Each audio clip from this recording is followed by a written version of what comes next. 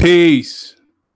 Peace. We are back once again. I'm your host, Brother Shem. Give me one moment.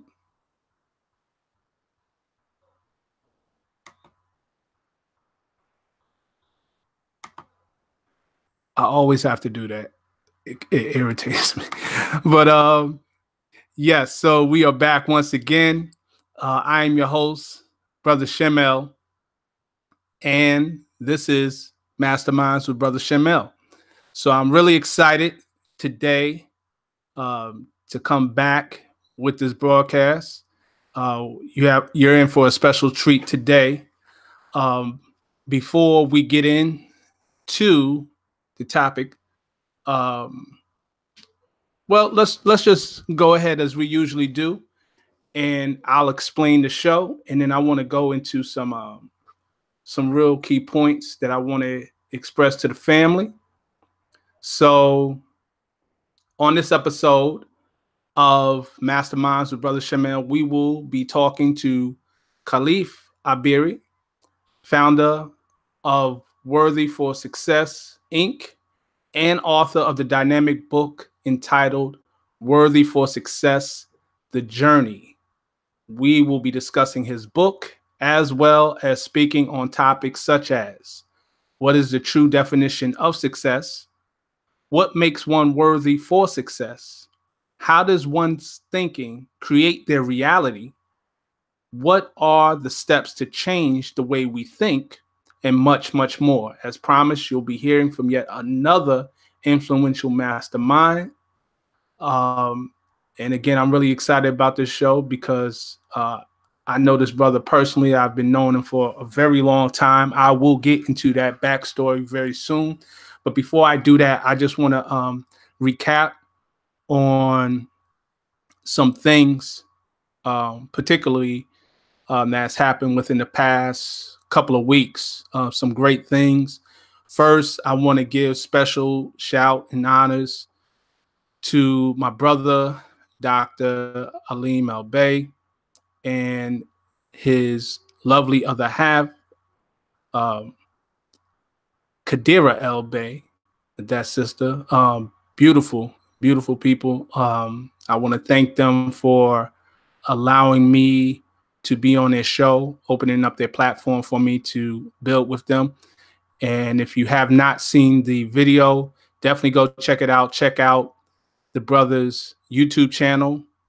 I believe it's Asaru Khalif Ibere, and it's the show where we have entitled "We Measure Time by Cycle Ages." We went in deep, y'all. Trust me, we went in real deep. If you have not seen it, definitely see it. You will not be disappointed with the information we brought on that show, and it's definitely been fulfilling, not only to do the show, but afterwards, the aftermath of that, I've had just a rush of emails. People been reaching out to me, thanking me for the show, how it really impacted them. Also, people have been showing an increased interest in my books. I've been selling quite a few books now. So if you do not have my book, any of my books, please, you can go and get them. What I will do is at some point in time, I'll just go ahead and put a link up here for those who want to, or you can just email me at shem.el9@gmail.com. That's Shem, SHEM.EL, the number 9@gmail.com. And just inquire, and I'll send you the links that way. And like I said, I've been getting some serious inquiries. I've gotten a few inquiries from some people overseas, even UK and others elsewhere. So I definitely am grateful for that, gratitude for that support, which brings me to the next announcement. There's been people who have been asking me in reference to how they can show their support for quite some time, because they realize the work I do is time extensive, time consuming, and it's also some finances involved. So with that being said, and also with the push from my family, Dr. Aleem and Kadira El Bey, I will now be launching very shortly a Patreon, I believe it is, Patreon page, however you pronounce it. But the Patreon page, I will be launching very soon. So be out on the lookout for that. It will have 3 tiers for people to show their support. In each tier, of course, the people who do support will definitely receive something. It definitely will be tangible. This is not a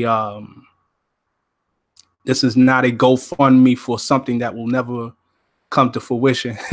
You're definitely getting something for whatever you put in, because I don't believe in begging or anything or trying to do anything of that nature. So this will definitely be something that will be of immediate benefit to you, as well as showing support for this show and what we have down the pipeline, which will be, I'm working on a musical project right now.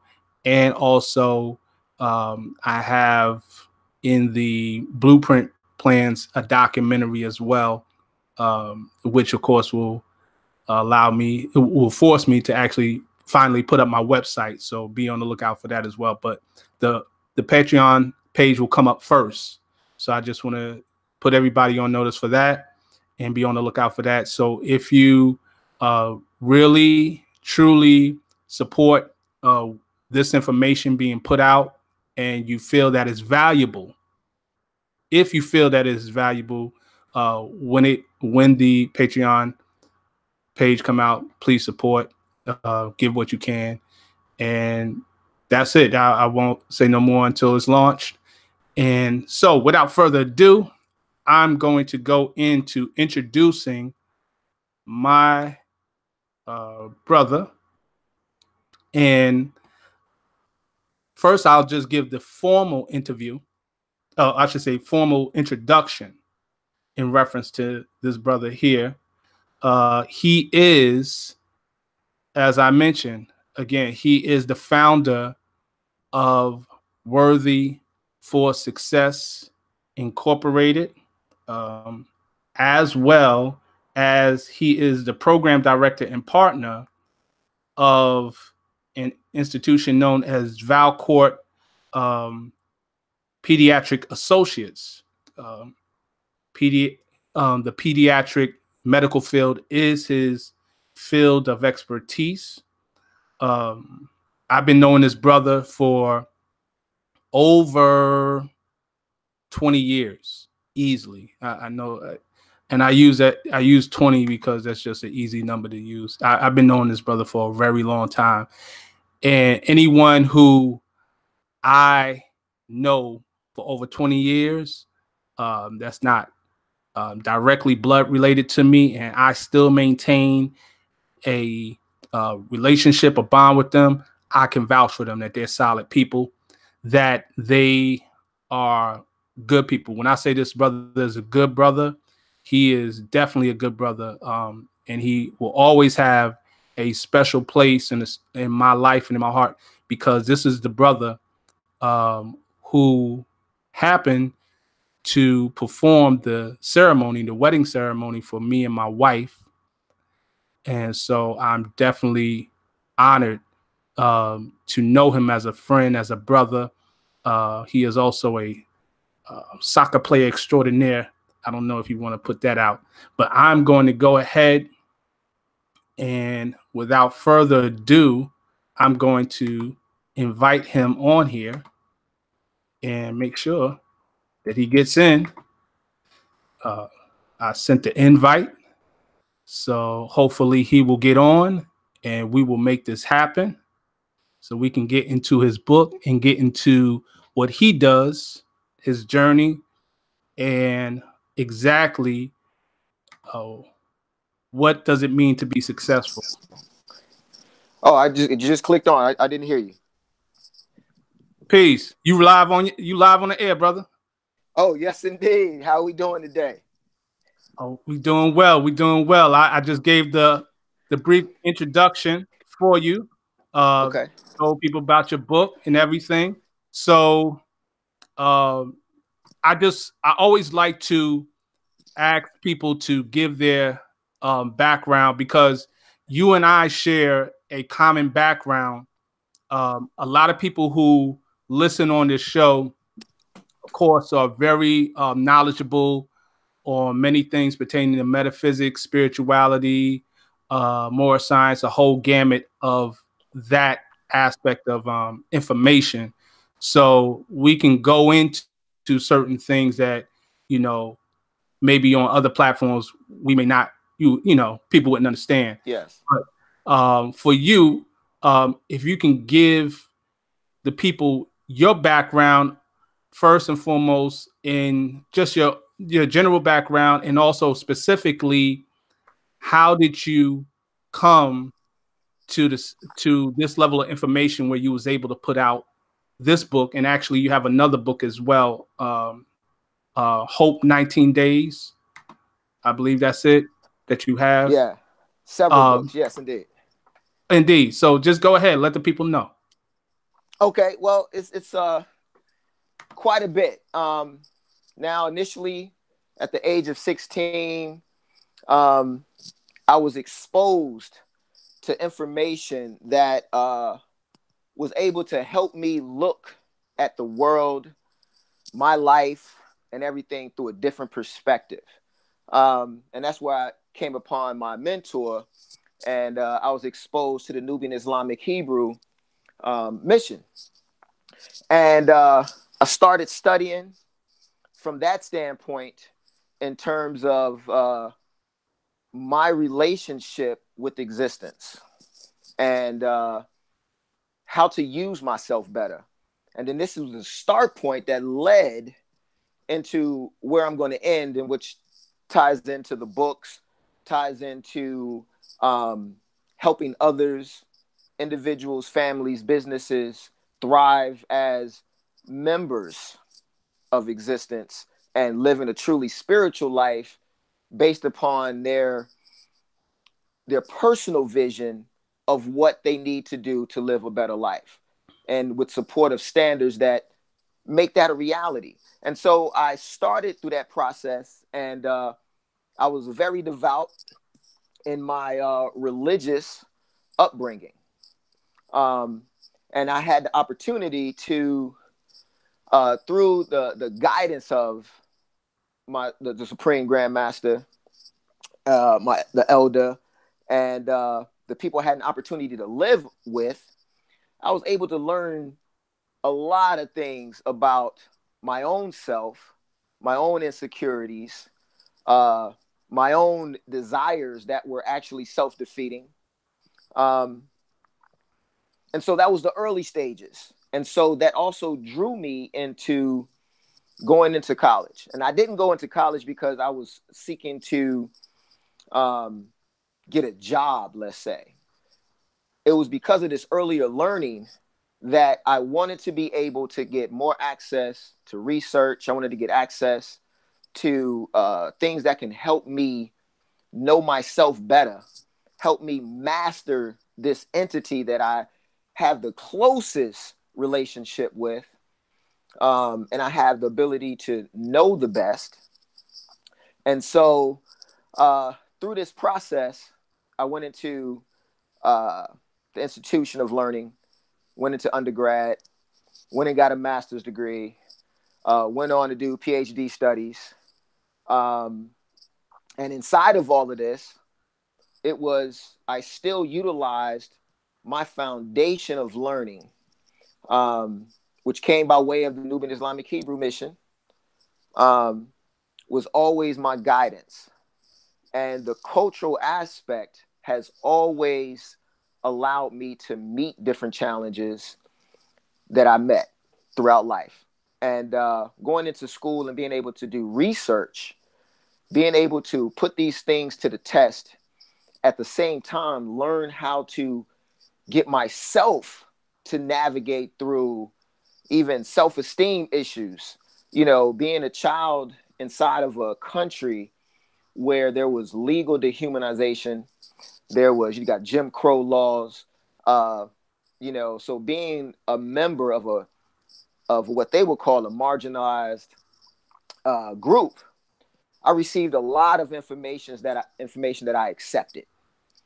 And so going back to how I got to where I am, I started to get out of that processing and programming through the Nubian Islamic Hebrew Mission.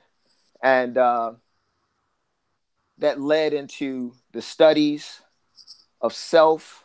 It led into even the book, The Journey, that we're referring to now, is basically that journey.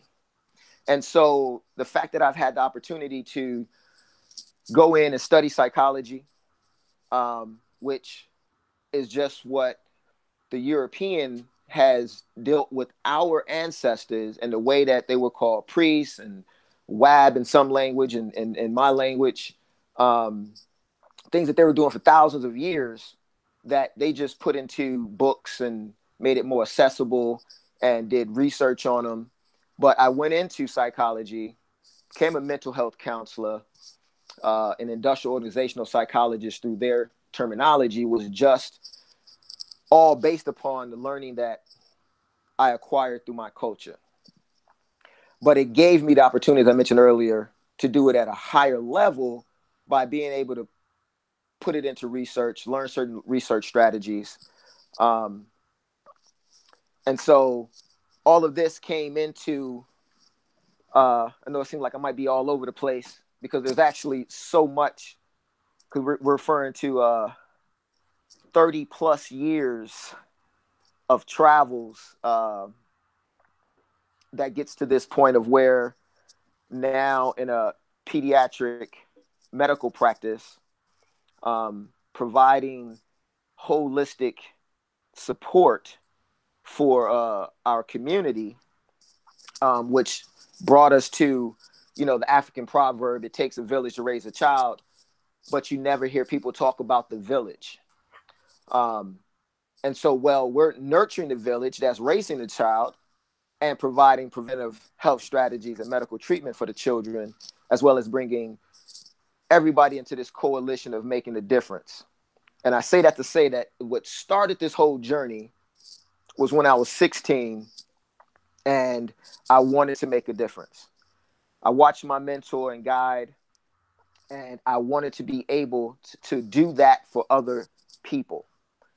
And so it's come full circle to this village of success, bringing people together, providing strategies, which we call HOPE strategies, human optimal performance empowerment strategies, to help people change their lives. And it starts with that journey, people wanting to truly act upon the inheritance that's been provided to them by being born into this existence.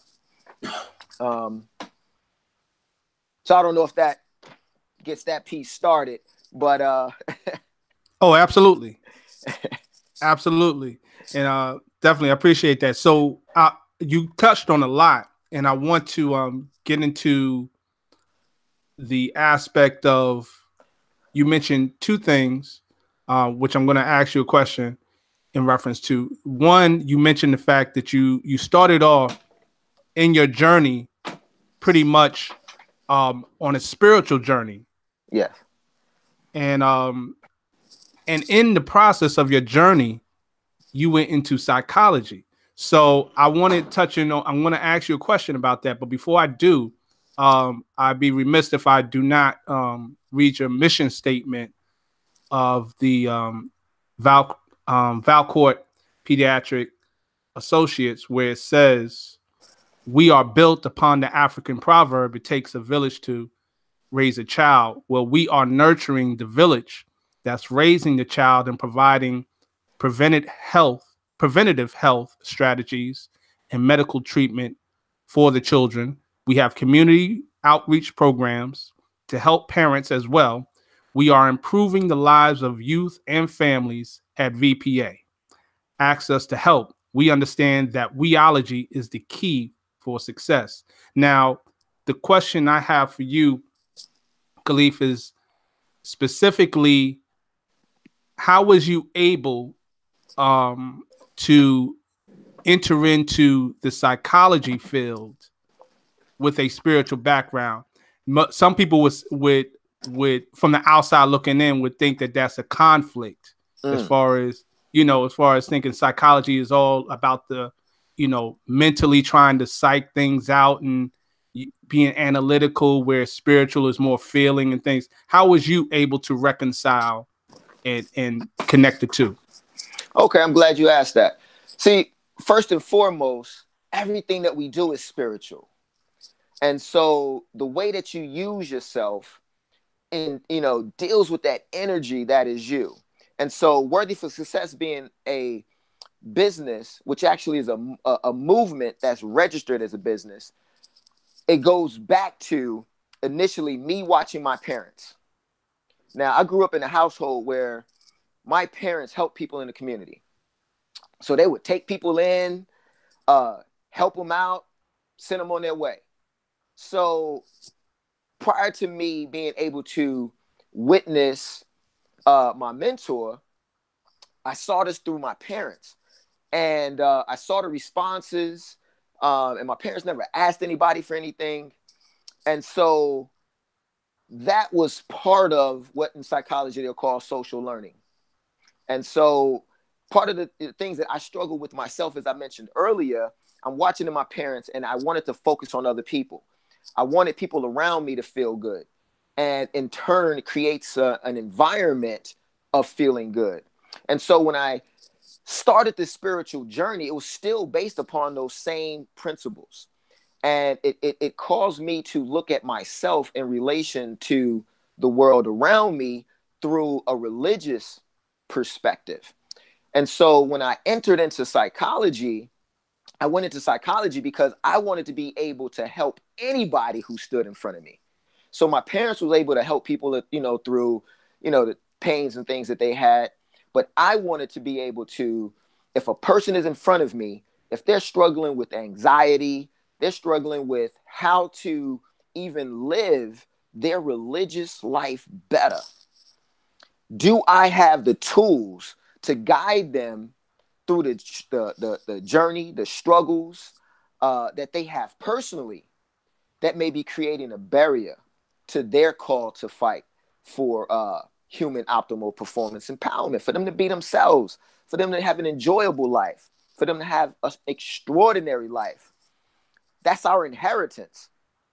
We allow the things that we learn either through our parents, through the initial people that we're exposed to. There's multiple things that wind up getting in the way of our supreme expression. And so psychology is where I started to learn how to deal first and foremost with my own crap. I had to deal with my own insecurities, my own issues with self-esteem. I had to deal with things that a lot of people don't want to talk about. They might just try to compensate for low self-worth in a certain area or low self-acceptance in another area. And we may do it by, initially even a Black thing, in the sense that we feeling inferior. Well, I want to be as Black as I can possibly be. But in it, I didn't do it from the love of my ancestors. I didn't do it from the love of the fact that this is just who and what I am, and I should embrace it. It was from a response to what I was exposed to, and they weren't in conflict with me. They weren't even thinking about me, but I was walking around with all of this baggage. So going into psychology was based upon my spiritual self. It was based upon me being able to build better spiritual relationships through, with others without having to wear it on my sleeve. So I didn't have to approach people in a way that, let's say, they might have taken it as being religious, right? So by me being able to become who and what I am, to become my culture, then when I go out to help others, I'm just expressing my spirituality.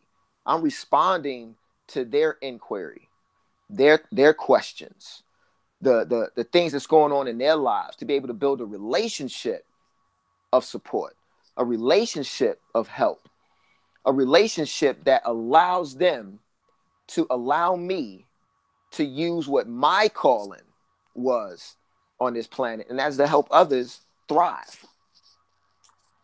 So that would be the link and connection from the spiritual self, which still gets me up every day. It's what allows me to write the books that I've written, with, you know, a ton more already on my ledger. And psychology just has helped me even practice how to do this with, gave me some techniques on being able to be a performance expert, is what at the end of the day, it took me to. That makes total sense, as you put it. So indeed, that's just as simple and plain as it gets. Now I want to go into your book, and what I love about the book. Ties into what I know of your knowledge base in your journey, your experience in the spiritual sense. Yes. You start off your introduction with a quote from the Bhagavad Gita, which says, "Lift up the self by the self, and don't let the self weaken, for the self is the self's only friend, and the self is the self's only foe." And Yes, indeed. For some of those who are listening, who a lot of my audience are into more science, they know specifically in the Circle 7 where it talks about, if you were to look for the savior, you must look within, right. Which is your higher self. And if you look for the demon, you must look within, which is your lower self. So that ties like right into the whole things of looking within, as you talked about, to deal with your own issues, to make your healing, authentic identity shine through. Yes. You notice I read your book, so I used your line. So, so I want to go into that. I also want to first start off by going into the aspect of well, first, because we're speaking about, the topic is heaven is a state of mind and things of that nature. Right. And this is, I'm trying to relate it in sense of success. You know, everyone has their concept of heaven, but we're looking at it from the concept of achieving or being in that state of being. Because I noticed that that's what you mentioned in your website, that success is an experience, even a state of being. Yes. So, in your words, because everyone has their definition of success, how would you tell someone that you would come across what is success? What would be the definition of success? Okay, great. First, let me start with like the quote that came from Bhagavad Gita, right? Was given to me and taught to me by my mentor. And it talks to your journey on this planet. And so when I say that to say, when we get into success and the fact that it's not just an experience or a state of being, it's a shared experience. Nobody on this planet is truly independent, only as a word. Because first and foremost, you come from your mother and your father, then they come from, you keep tracking it back. And it's like about 1% of you, which is your power of choice, out of the 99% of the other processes going on right now in your being, that is under your control. Right? So your blood flow, all these other things. There's the 99% of the processes going on right now is outside of your conscious control. It's that 1% that you have control over, and it's that power of choice. And this deals directly with the idea of success being a state of being, because it's going to be based upon how, going right back to that spiritual aspect again, how you are living within that 1% of choice inside of the 100% of your living. And so success through Worthy for Success is use the operational definition of success as a progressive realization of healthy stability, security, and joy through a healing, authentic identity. Now, that's where once you get into the process of making this happen. Now, this is another thing I got from my mentor, which was quoted from what's his name? Just forgot his name. Nightingale, which is success is a progressive realization of a worthy idea. That was taught to me by my mentor and guide and how to deal with that. But the quote originally came from Nightingale, but I had no connection with Nightingale, just so that that's clear. So when we talk about success being a state of being, it's how you are using yourself. Each person is perfectly designed to get the results that they get. So however you're using yourself, the results are based upon that process. So the state of being of success is that progressive realization of healthy stability, healthy security, and healthy joy through your healing, authentic identity. So it's going to go right back to you being your authentic self. So the state of being starts with this journey to match who and what you are with your purpose. And so the state of being is, as long as you are on this journey of making this happen, because anything that you keep working at, you're going to wind up mastering. But it's our randomness that takes us off of our own success. So success as a shared experience is because our self is more than that singular entity, as I started to speak on earlier. So as we even go back to lift up the self by the self, well, if we look at the definition of self-ish, ish being the belonging to, self refers to who and what you are. As a human entity, we have a need for a sense of belonging. We have a need to be part of a family. It doesn't necessarily have to be your biological family, but you have to be a part associated with other people. And so success being an experience and a shared experience is that you, it begins with your parents, then as you get older, no one, unless they have a psychological issue or an organic brain issue, are they trying to be by themselves. No one has received an award or something that they felt they really did something great at and try to keep it to themselves. They want someone else to partake in that because it's a part of how we're designed. And so success as this shared experience, and even if we talk about, heaven.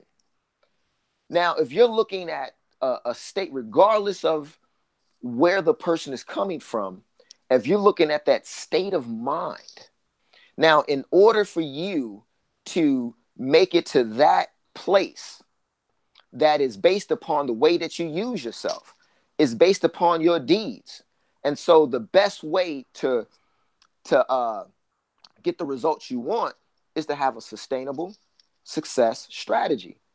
It's how you use yourself. So you have to have a plan. You have to have standards, affirmations, and principles that support the success of that plan. And so as long as you're being progressive toward that worthy idea, that major aim, which at the end of the day is going to produce healthy stability. It's going to produce healthy security emotionally if you are being sincere and honest to your own self, and that deals with your healing, authentic identity.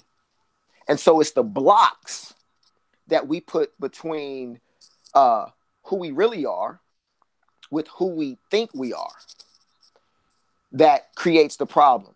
Because to be supreme is to work at the height of your functioning. And that's what we refer to as your personal optimal performance state, or referred to as POPs, which is also a respect piece in terms of me even speaking out to my mentor and guide, who affectionately referred to as Pops. But it's your personal optimal performance state. And in that, it requires you to be authentic to who you are. And so there's so much more that goes up under that. But that's where that success being a state, it's an experience, it's a process. But people who market to you to generate money off of you would make you think that success is has an endpoint. It's an event. So in order for me to sell you a car, I have to get you aligned with success being that you reach the status to be able to afford this. Or you see, but those are things that aren't sustainable. And people with the most money, or you look at the bracket of people with the most money, the depression rate, suicide rate isn't really different from lower brackets of earned income. So it's not about the spell of money and making that your process. But when we go back to looking at success as human beings, from the first human beings placed on this planet, when we look at the way that existence put human beings here, it was based upon having that healthy stability, having that healthy security with those that you live of, for, and by.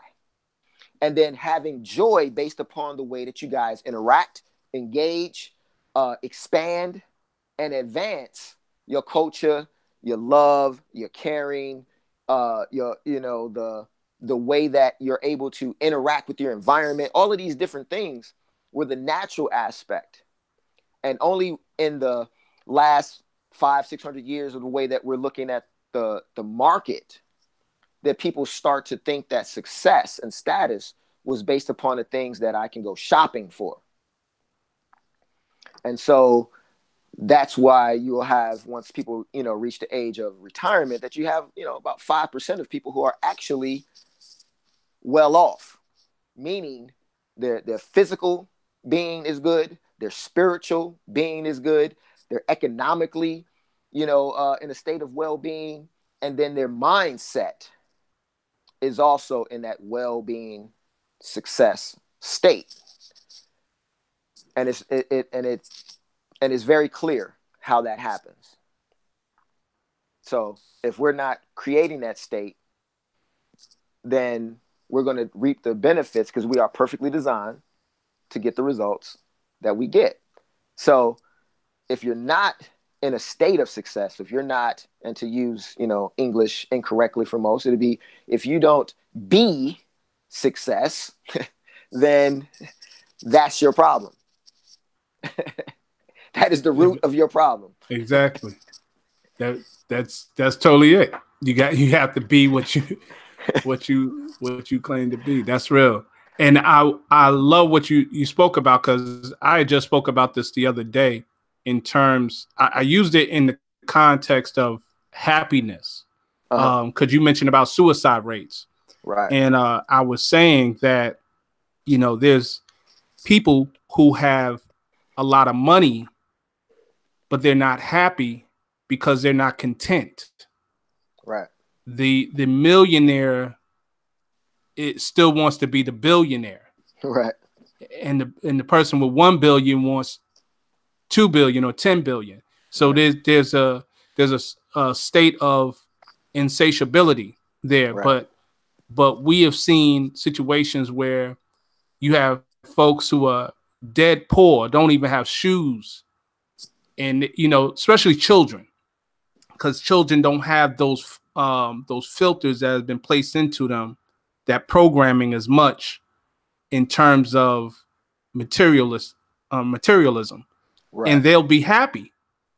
They'll be singing, dancing. They'll play with rocks. And the rocks would be the same joy they would get, probably more than if they were playing the most expensive video game. Exactly. So it is a state of mind with that. Now, the question that I have for you, the follow-up question, because you mentioned about you went into the healing authentic identity, is, a person hears that and say, basically that being your true self. How do you identify that? because there's people who will say, I'm a product of my environment. I'm from the Bronx. This is where we do in the Bronx. I'm from West Coast. They attach their identity to places, times. I'm from the 60s, and I'm from the 90s, and they attach their identity to space, time, and other factors of their life experience. Right. So how do you get through all that to get to your healing, authentic identity, your true self? Yes, indeed. Now, this is one of the things in my Hope to Achieve Success support group that we take people through.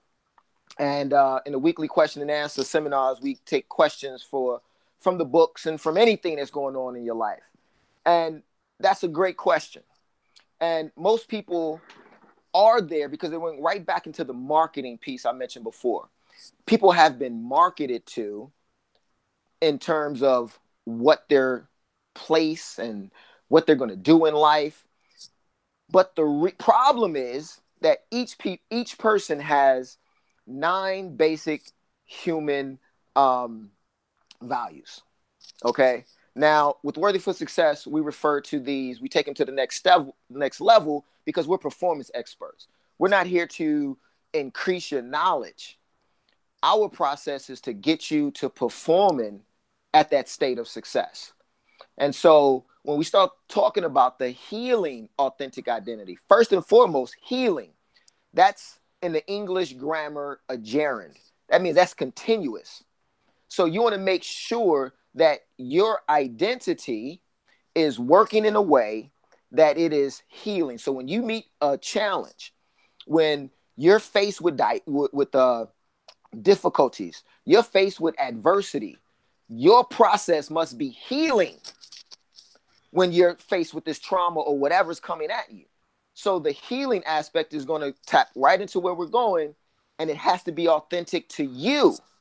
It has to work with you, through your eyes, the way that you've looked out at the world, your personal history, the way that you were raised, if you were abused. All of these different things are going to change what it takes for you to get to that authenticity. And then the identity. The identity aspect is the concrete part of you. No matter what's going on, that's something you can count on. That is going to be stable. And so what we do initially is when we look at the 9 human optimal performance empowerment basic values, the first value that everybody has to deal with is self-direction. And so if somebody gets inside, you got to look at your stance. Let me backtrack. You have to create your stance, because in any self-defense program, you have to have a good stance, physically as well as mentally. And so your stance starts with looking at the way that you perceive and develop perspective on these 9 HOPE, human optimal performance empowerment values. So the first being self-direction. And so a lot of people have been marketed to, and their self-direction has been put off because they've accepted either commercials, media, movies, all of these other things that have been placed, in their Viewmaster. Older people, we have these Viewmasters. You might know what that is.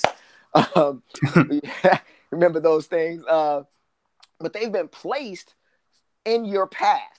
And so your direction has been directed based upon what's been marketed to you and you accept it. So if I'm in a neighborhood where there are people selling drugs and I'm receiving, let me not even go on that path. That's a different path. That's for a different place. Let's say that you watch television.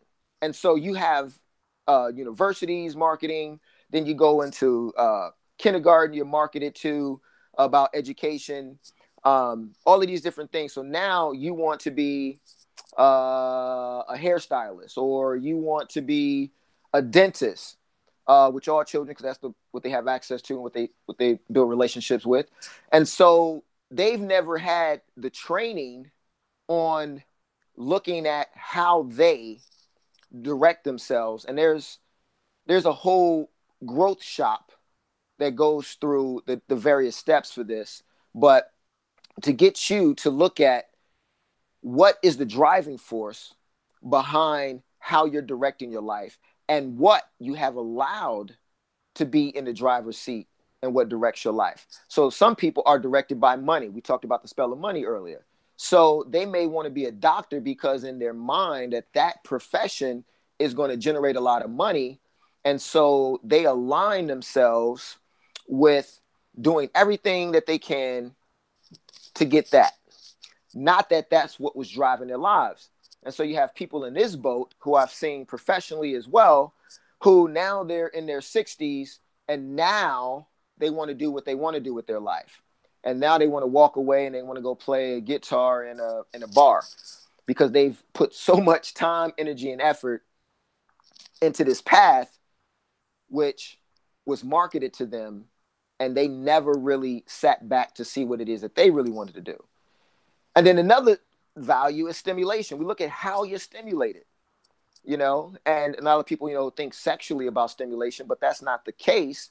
That's an aspect, but sex is still mostly under the next value, which deals with pleasure. But stimulation, like people wanting always to have something new, and that's been marketed to you.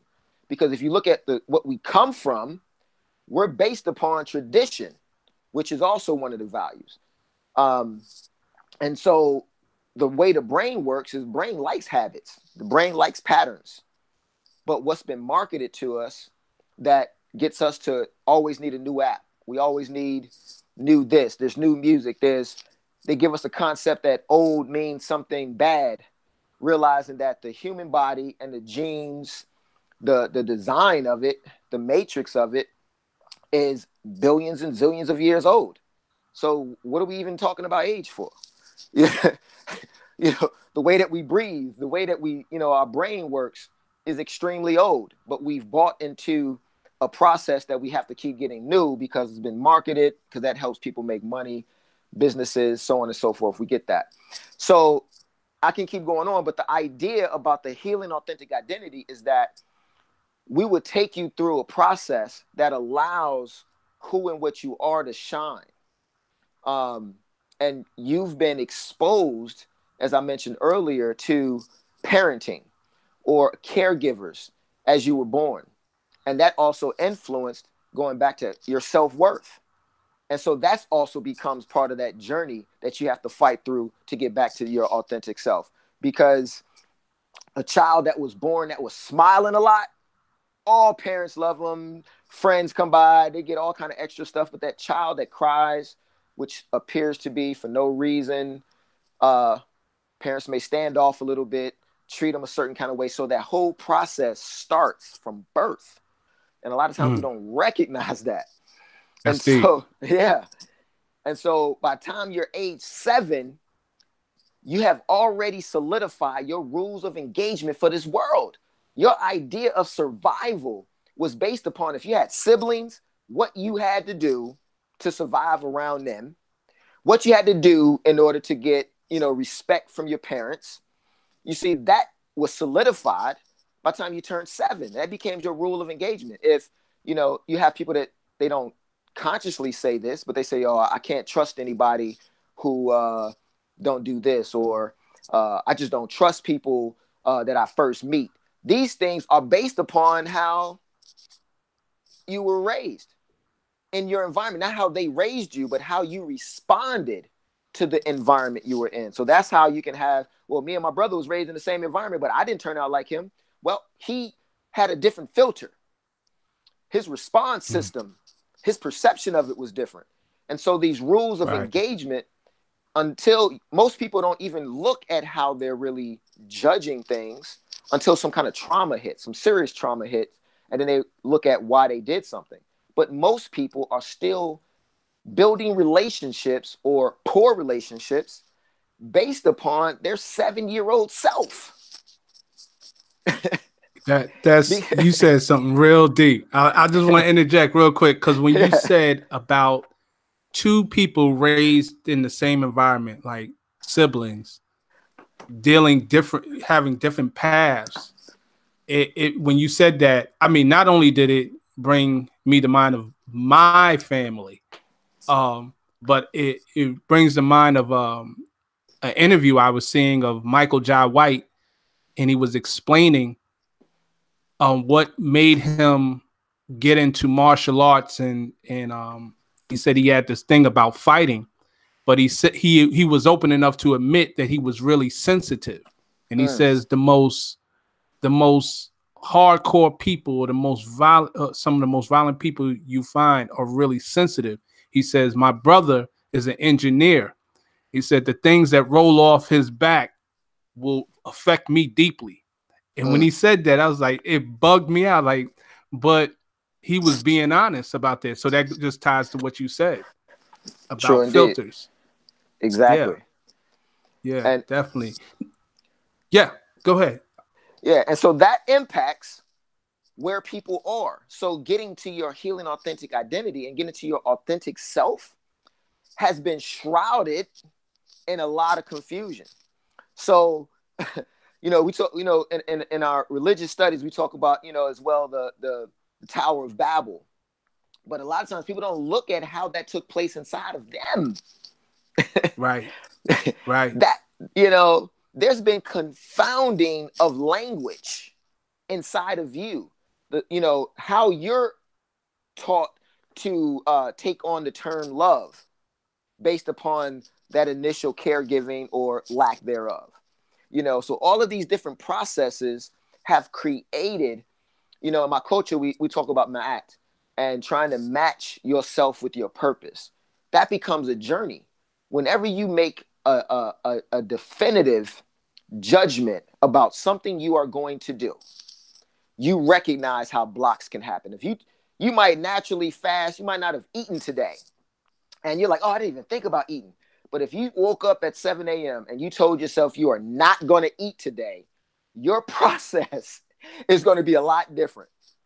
I guarantee that it'd be much more difficult for you to go that day without eating than it was when you just were bogged with your work, when you were truly focused.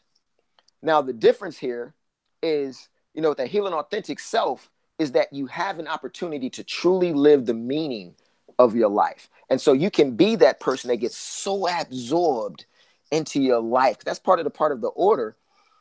Being in order is that you have the ability to become absorbed into your daily work. And so you don't see the work as work, and you can go through it. And so that person who just went the day without eating, that just was by accident, but they were absorbed into something else. And so through this performance expert process, it's about teaching people to be able to be purposefully absorbed into their daily process, so that, all that they see and the way that they respond is based upon the standards that lead them, that continues them to be progressively realizing their healthy stability, healthy security, which is the emotional, psychological crap we were talking about earlier, is that security part, and not responding from an insecurity part that taps into some of the stuff you mentioned before, that billionaire wants, more billions. That taps into greed. And then there's negative consequences when we act upon that greed. It's a whole nother piece. But then getting into that joy. So we have to make sure that each person, as their authentic self, now they're able to see the stuff that shouldn't be there. And that ties into that cleanliness is next to godliness. Cleanliness is dealing with neat. It's dealing with things being in order, things being tidy, and being able to recognize when something comes into your life that shouldn't fit. So you're able to build healthy relationships even, because you recognize that things aren't, adhering to the principles for a healthy relationship. And so now you're also assertive, because this is your life. You have taken, the steps to say that this is mine. This is my inheritance. I'm not going to take for granted that I'm going to have another day. I'm not going to take for granted that, everything's going to work out just because they're going to work out.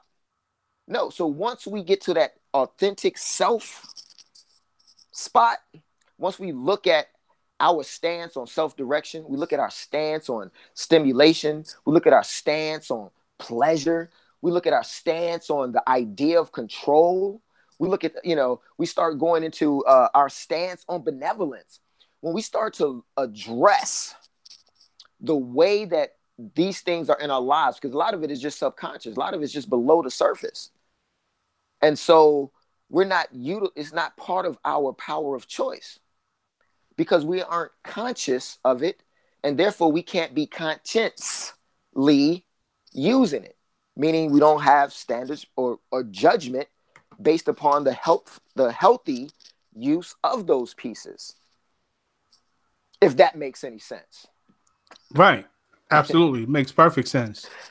Now, you touched on some things in reference to one of the things you mentioned was the marketing that we've been marketed to.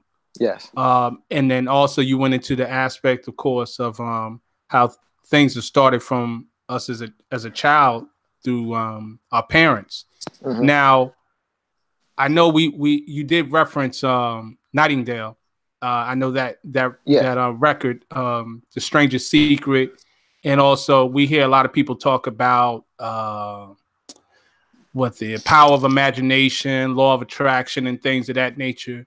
From your perspective, from your knowledge base in psychology, how does one's thinking create their reality? Great. Now, we start looking at the whole thought process. That also starts with our stance on those values as well. Now, thinking, we first of all, we're going to look at where do thoughts come from. We got to recognize that our thoughts, they aren't us. Our thoughts are based upon everything that you have seen, heard, tasted.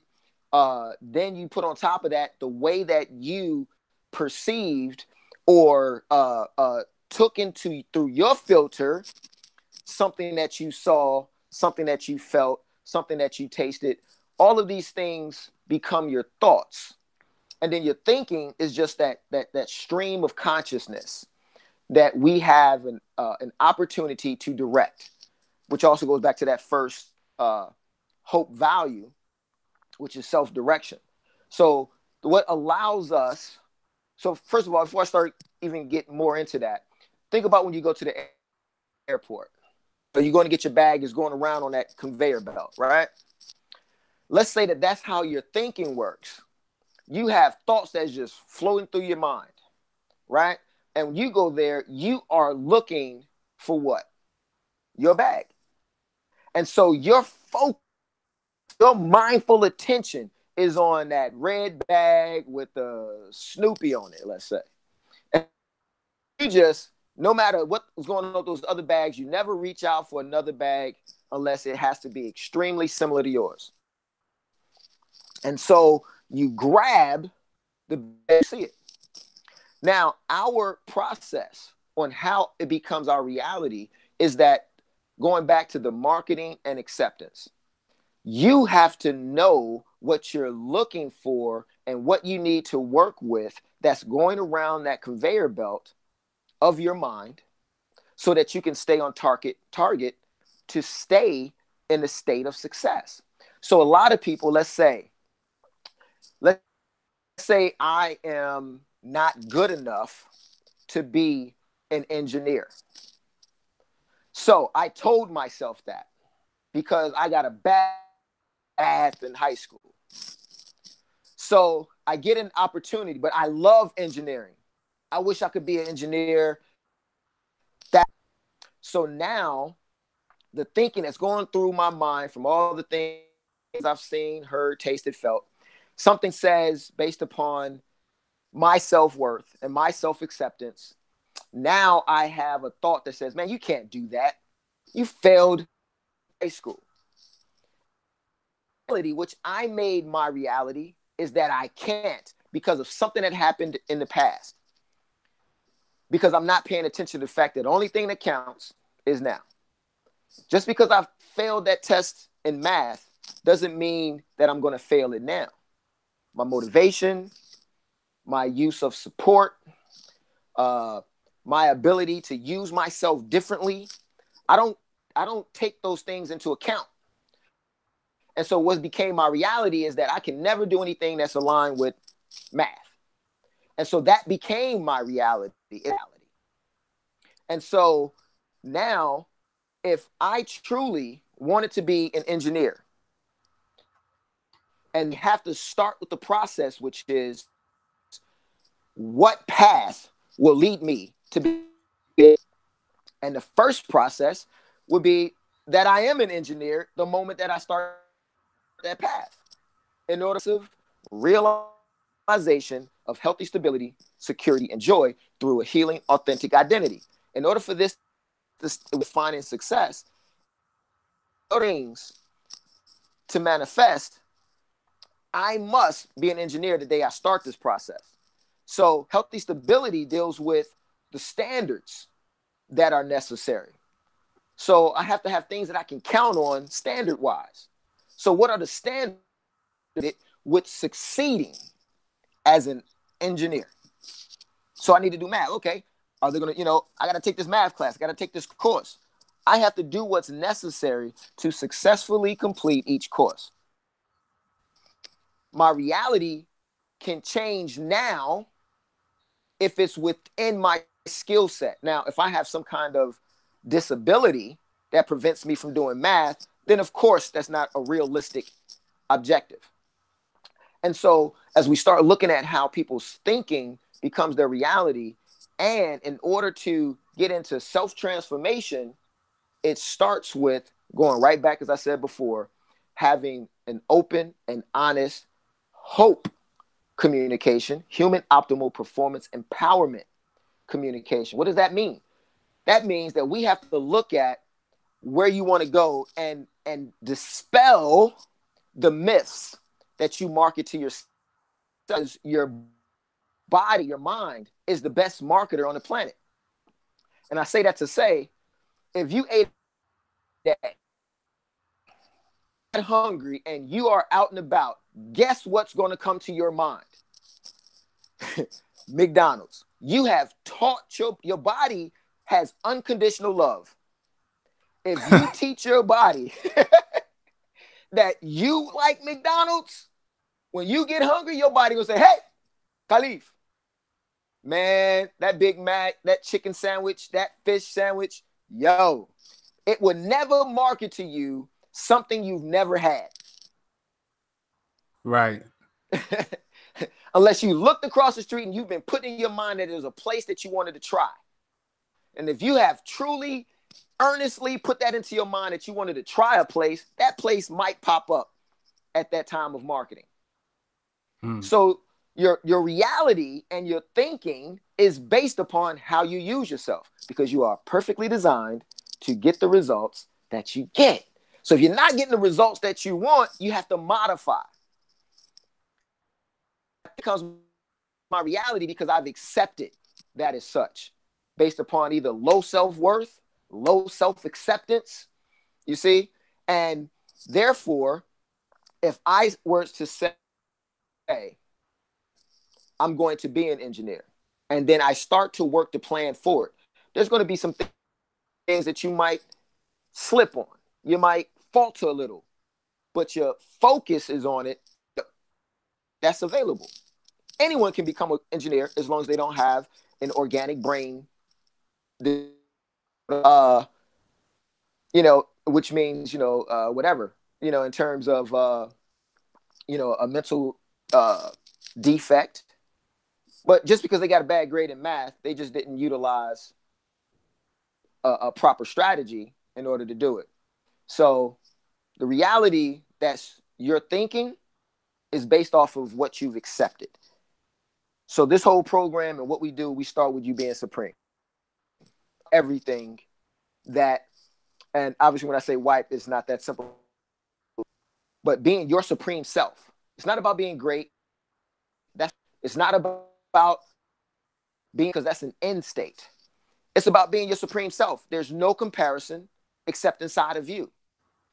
There's no competition except between you getting yourself to do what is necessary, follow affirmations and principles that lead to the outcome that you want, versus giving into the stuff that you've learned that might have been low self-esteem, principles, low self-worth, accepted that you're never going to turn out to be anything. You've accepted that you're not going to be able to make a certain amount of money. If you've accepted that, then you're going to take your energy, your effort, and your abilities, and you're going to put it into that work. You're going to make it your reality. So we start with you being supreme, and then our processes, the support, and everything that's available is there for you. And then you're able to recognize the barriers you've created in yourself in this journey through life. You will look at the barriers between your supreme self and where you are. And it becomes, and when we take people through that, you'd be amazed at how amazed they are on how they've been using themselves to stay where they actually don't want to be. And they've been nurturing the emotions that they don't want. And I'll say that quickly. Like, person says, I don't want, my spouse to get over on me. I'm not marrying anybody who's going to, I'm not going to let nobody treat me poorly. So I go into the relationship focused on being treated poorly. And, right. And so my energy, my effort, my witnessing self is looking at that. Whereas my process is, I'm going to build a healthy, profound shit. And anything that doesn't measure up to that must go. So the moment it stops looking like the standards for a successful relationship, it goes. So that's where my mindfulness is. And so it's learning the process of success and not nation of it. So you mentioned something like the strangest secret, the law of attraction. You got to realize that attraction, or the rule of attraction, is a natural process that happens when you use yourself a certain way.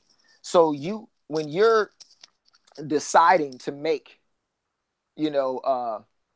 yourself an engineer, and you start to use the standards, you're choosing the classes, you're doing the work, it naturally creates attracting force into that, your internal emotional state, your internal mental state creates a force when you use your acceptance, your knowledge, your motivation inside of order. You utilize discipline or rules and regulations that support that order. And then you use self-regulation. You make sure that you do what's supreme so that you can be in that state of success. And yeah, so that thinking will become your reality. Absolutely. Absolutely. Yeah, it's real. Just I like how you put that in, because the way the subconscious works, like you said, when a person says, I don't want to come into a relationship poorly, they use the poorly, the way subconscious mind works, as the standard. Right. You know what I'm saying? Even though they say, I don't want this to be poor, the way that mind works, poor. Right, So, exactly. whatever standard or metric you set, that is where everything else will be based around, or it will manifest around that standard. So I totally get it. I want to go into your book, Khalif. I want to go into specifically, because I know my listeners will like this. My viewers and listeners will like this part where you speak about spiritual energy. And I'm going to it's going to be two parts, because I want to tie it into a question on the chat. So I'm going to read this section. It's on page 42. It says, spiritual energy in motion is spiritual power. In other words, spiritual energy is potential energy, and spiritual power is potential energy acted upon.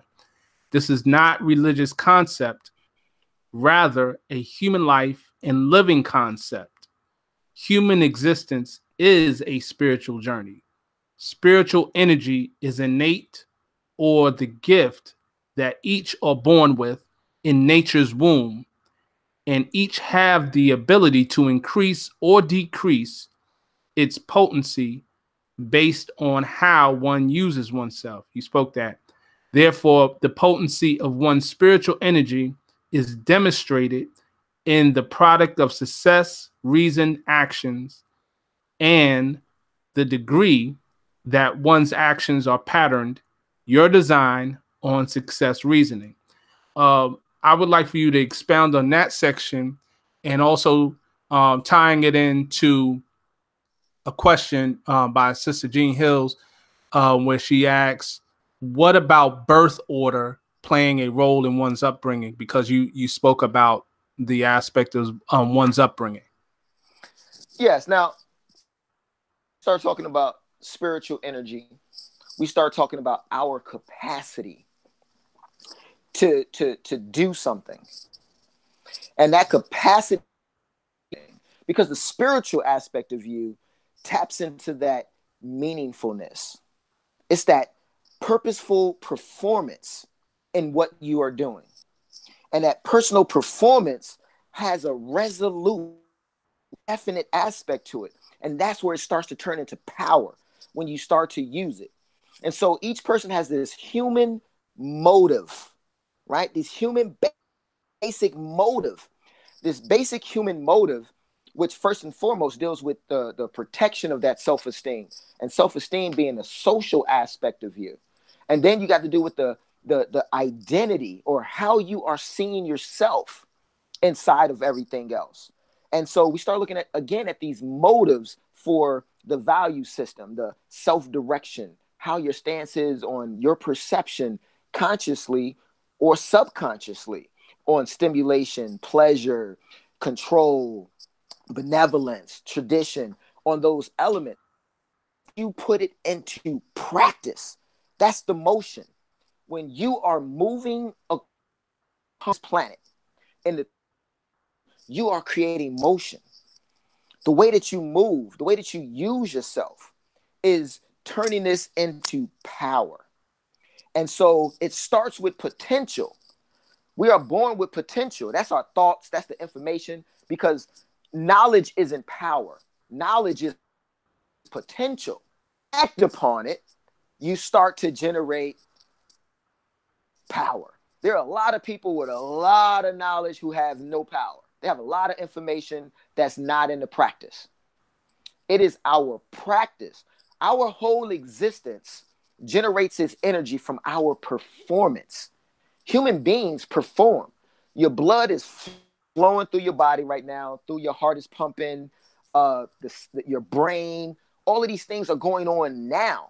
You are in a role of rulership over billions upon billions of cells in your body who are worshiping you. And I'm saying that in a human mind sense, but they rely upon you to put water on them.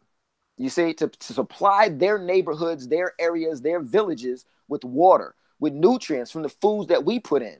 So when we have accepted to just eat anything, we don't even pay attention to the fact that we are damaging the beings, the cells that we have rulership over.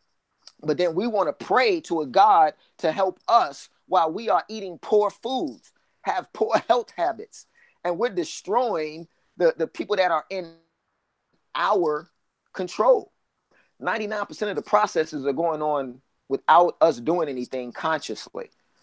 And so all of this stuff starts to go back into that spiritual energy, into that spiritual power, that meaningfulness, your purposeful performance. And it goes back into having a behavior. That means that the choices you're making are empowered by the life you're living, because it's meaningful. So whatever you have chosen as your major aim, or as we call your call to fight for hope, human optimal performance empowerment, or your stability, your security, and your joy. This is your potency. When you are doing these things, I mentioned earlier, the natural rule of traction is taking place. A body in motion is creating a force as well. And that force is around your daily habits. It's also, you got thought habits that's taking place on that level. But the way that you are moving across this planet is also generating energy. And that's what you're also being able to share with others when they see you as an example. And then through your communication, through they're also experiencing that spiritual power from you, because that spiritual power is aligned with some standard that you're adhering to. And when you face adversity or challenge, you go back to the standard, because you can't correct a mistake. The definition of a mistake is a mistake. It's an error. You can't correct it, then it's no longer called a mistake. You make a mistake, you go bitter and respond to whatever it is you were going through based on the standard, right? And so tying into the question about even taking that back into the birth order. Now, psychology birth order through the eyes of, the initial, the new parents. And so there's a process of behavior that goes through this. Now, the only significance that birth order has in your spiritual life is the significance you give it. That goes back into your thinking being your reality. You can study families and say the middle child has these characteristics because they're the middle child. They got the older child, the parents were a certain kind of way. The youngest child has more freedoms and certain things. But that has nothing to do with your spiritual significance or the way that you use yourself to fulfill what you've identified as your self-chosen purpose. And so going back to that filter system. So I still have to address my life and my world initially through that spiritual potential. The spiritual potential is our inheritance. And we have the inheritance to be supreme when we function at the height personal selves.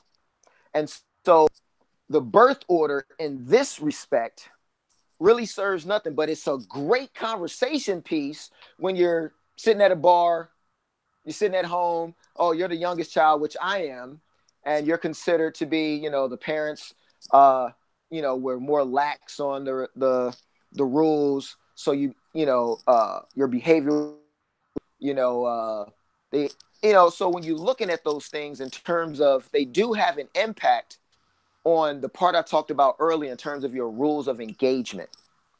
So the way that they first started to interact with you, if they gave you more freedoms, if they did certain things, they gave you more space to develop your idea of this world and yourself. They gave you more leeway, and they were less strict than on the oldest child, and then the oldest child being more responsible, in general.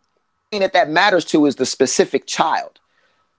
And it doesn't change anything because each human being is unique, and you still have to address what you are being confronted with that's keeping you from being your supreme self on a daily basis, on a moment-to-moment basis, because we only live in now. So from the outside looking in at a group of people, does birth order matter? But to the actual individual person, birth order doesn't matter, because have is your information, as I mentioned before, in terms of comparisons. All you have is what's necessary for you to be supreme. And your journey might be different from that, if you're the youngest child, from the first child, but that's going to be throughout everything. And so what is going to be that first child's challenge might not be that younger child's challenge, but they're both going to have their own challenges based upon what they've accepted from the marketing that we're being exposed to, from the way they had to navigate their home as they were being raised, and how they decided the world is going to be. If they saw the world as safe based upon those elements. So there's so many things that go into that.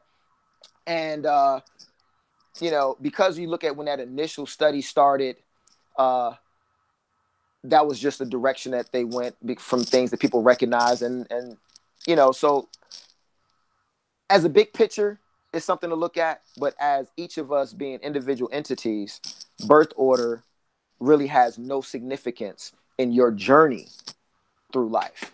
It only has significance if, as I said before, that outside person, well, your oldest sister did this, the younger sister did this, you're the middle child, and that's a comparison piece. Does that make any sense?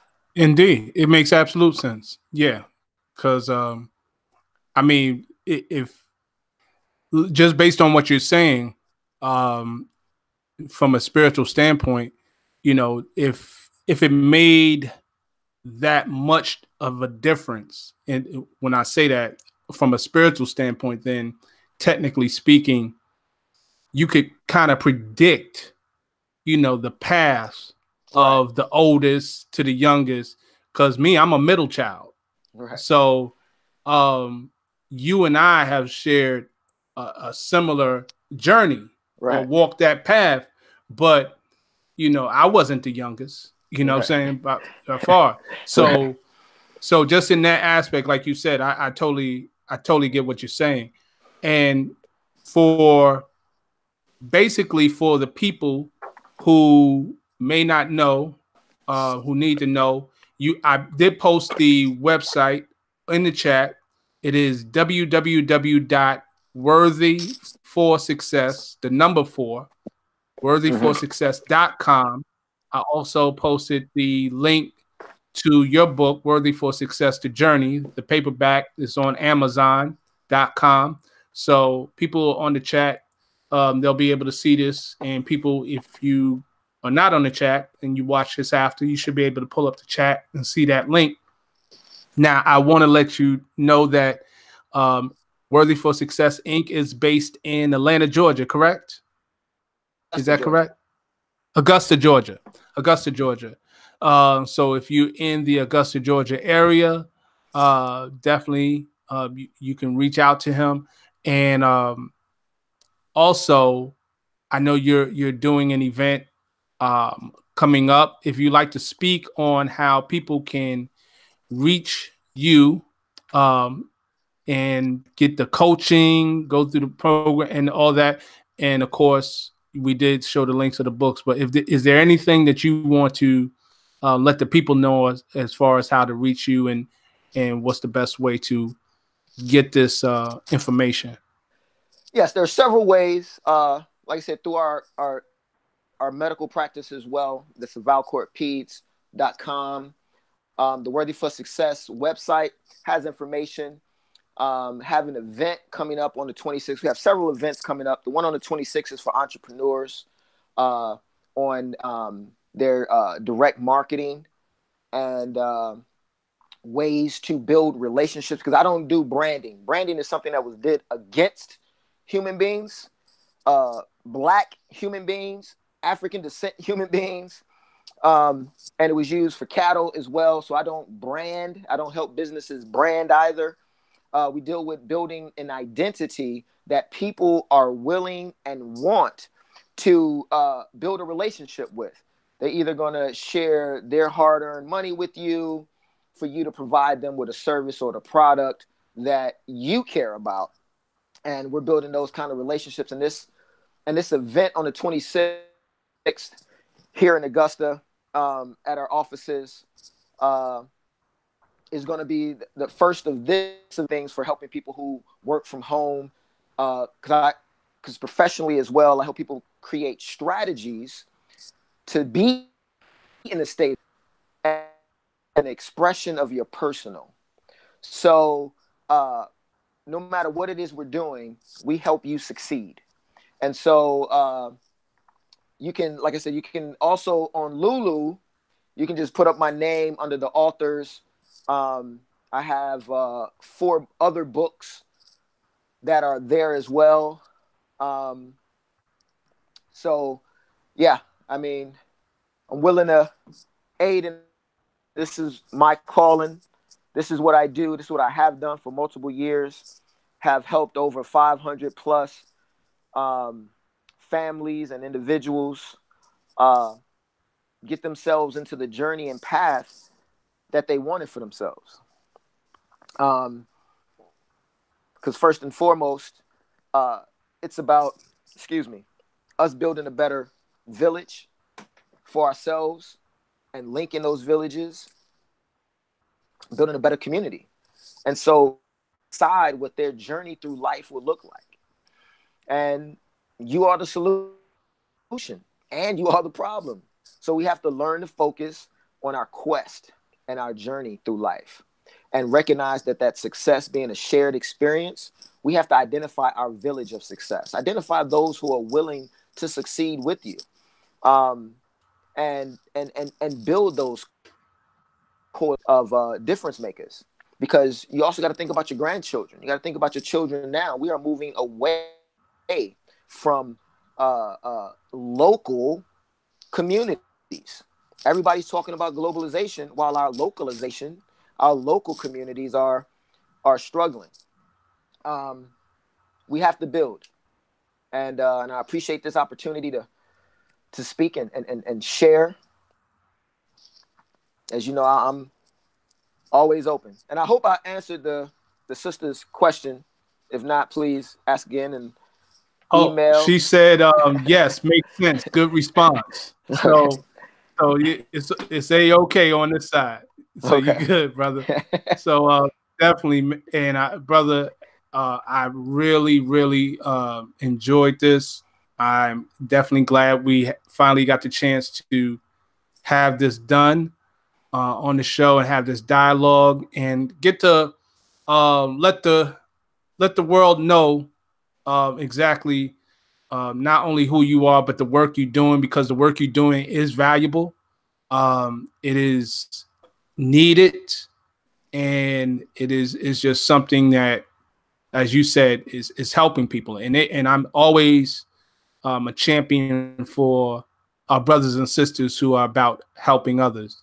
So, brother, you look, hopefully this will not be the last time we'll have you here. I'd like to do something down the line, and you are always welcome. This is, my mi casa, you casa. So you already know it, fam. So definitely, absolutely, brother. So we're going to conclude. This is Brother Shem. I'm your host, guest, Khalif Ibere, and thank you again. Thank you all for tuning in, and thank you, brother. Thank you. Indeed. Appreciate all right, it. y'all. Definitely. Peace, family. Peace.